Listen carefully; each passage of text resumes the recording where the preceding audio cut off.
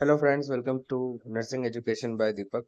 आज हम देखने वाले हैं कि नर्सिंग केयर प्लान या एनसीपी कैसे बनाई जाती है। और आज का हमारा जो टॉपिक है वो है ऑब्सेसिव कंपल्सिव डिसऑर्डर। ये डिसऑर्डर हमें उन पेशेंट्स के अंदर देखने को मिलता है जिनके अंदर मेंटल डिसऑर्डर होता है। तो हम ये किस में पढ़ेंगे? मेंटल हेल्थ नर्सिंग के अंदर। फिर सबसे पहले हम एनसीपी का जो प्रोसेस है उसमें आइडेंटिफिकेशन डाटा लिखते हैं, जिसमें name of patient, age, sex, religion, occupation, ward, date of admission, diagnosis क्या है और डॉक्टर इंचार्ज कौन है। ठीक है। उसके बाद हम चीफ कंप्लेंट लिखते हैं।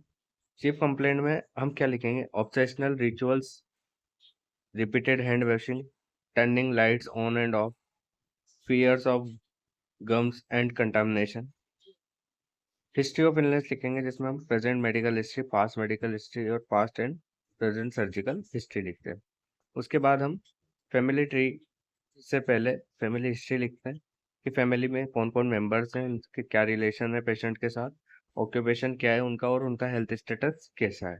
फिर फैमिली ट्री बनाएंगे और हम पेशेंट को इस तरह डिनोट करते हैं लाइंस ड्रॉ करके। फिर सोशो इकोनॉमिक स्टेटस लिखते हैं, जिसमें हम monthly income, type of house, electricity, water और टॉयलेट के बारे में बताते हैं। फिर न्यूट्रिशनल हिस्ट्री लिखते हैं कि पेशेंट ने क्या डाइट ली थी और वो वेजिटेरियन है या नॉन वेजिटेरियन है। उसके बाद हम करते हैं मेंटल स्टेटस एग्जामिनेशन। अगर हम कोई दूसरी डिजीज कर रहे होते हैं तो वहाँ पर सिर्फ एग्जामिनेशन करते हैं अपन पूरी बॉडी का। इसमें हम मेंटल स्टेटस एग्जामिनेशन करते हैं, जिसमें जनरल अपीयरेंस देखते हैं,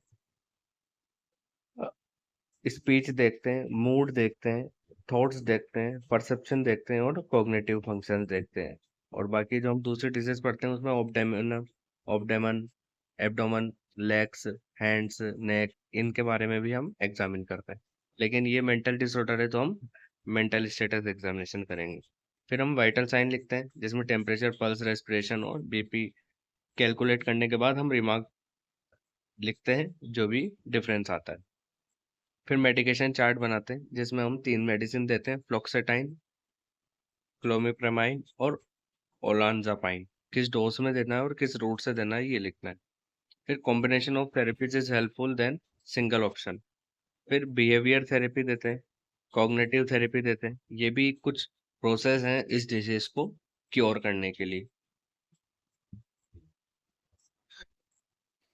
फिर नर्सिंग डायग्नोसिस लिखेंगे, जिसमें हम 4 नर्सिंग डायग्नोसिस लिखेंगे। Exhaustion related to anxiety and obsessional thoughts, altered physical functioning related to ritualistic behaviours, social isolation related to anxiety and obsessional thoughts, alteration in role program performance related to ritualistics. अब हम पहले nursing care subjective data क्या रहेगा? My patient relative says that patient have anxiety, मतलब हमें उसकी anxiety को दूर करना है, ये हमारा डायग्नोसिस है। इसी पर हम इंटरवेंशन करेंगे और उसी को इम्प्लीमेंट कर कर इवेल्युएट करेंगे। फिर जो दूसरा हमारा सब्जेक्टिव डाटा है वो है पेशेंट के रिलेटिव्स ने क्या बोला कि patient alter physical mobility, physical functioning उसकी जो है वो रुक चुकी है। तो हमें कुछ इंटरवेंशंस करना है और उन्हीं को इम्प्लीमेंट करके उसको इवेल्युएट करना है। तो तीसरा नंबर पे है कि पेशेंट कहता है कि उसको इंट्रोवर्ट पर्सन है, मतलब कम बोलता है, लोगों से ज़्यादा घुल मिल नहीं पाता है। तो हमें उसके अकॉर्डिंग इंटरवेंशंस करने हैं और इम्प्लीमेंट कर कर इवेल्युएट करना है। ठीक है। एनजाइटी की वजह से ही होता है ज़्यादातर ये। फिर चौथा है कि पेशेंट के पेरेंट्स क्या बोल रहे हैं कि रोल परफॉर्मेंस ऑफ पेशेंट वॉल्टर्ड हो चुका है, इफेक्टिव सोशल रोल्स नहीं निभा रहा है वो समाज में।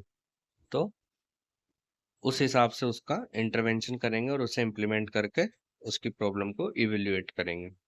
फिर सबसे लास्टली हम कॉम्प्लिकेशंस लिखते हैं, क्या क्या कॉम्प्लिकेशन देखने को मिल सकते हैं हमें। Excessive time spent taking part in ritualistic behaviour, health issues such as contact dermatitis from frequent hand washing, having a hard time going to work or school or taking part in social activities, trouble relationships, poor quality of life, in anxiety disorder, eating disorder, और कुछ health education हमें देनी होती है patient. फिर last में हम लिखते हैं बिब्लियोग्राफी। बिब्लियोग्राफी में हम किसी भी बुक का नेम लिख सकते हैं जो मेंटल हेल्थ नर्सिंग या साइकेट्रिक नर्सिंग से रिलेटेड है, और उसके पब्लिशर का नेम लिख सकते हैं या वेबसाइट का भी नेम लिख सकते हैं। ये थी हमारी एनसीपी ऑब्सेशनल कंपल्सिव डिसऑर्डर पर आई होप आपको वीडियो अच्छी लगी होगी। अगर आपको इसकी पीडीएफ चाहिए तो आप मुझे टेलीग्राम पर मैसेज कर सकते हैं। मैं टेलीग्राम ग्रुप का लिंक डिस्क्रिप्शन में मेंशन कर दूंगा।